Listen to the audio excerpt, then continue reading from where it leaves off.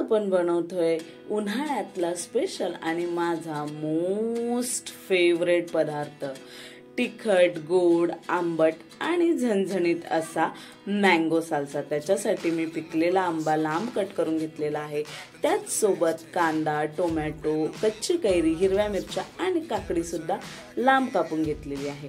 एका बाउलमध्ये आंब्याचे काप, टोमॅटोचे काप, त्याच्यासोबतच मी काकडी, कांदा, टोमॅटो आणि मिरची हे सर्व एका बाउलमध्ये घेतलेलं आहे। सोबतच कच्ची कैरी सुद्धा घेतलेली आहे।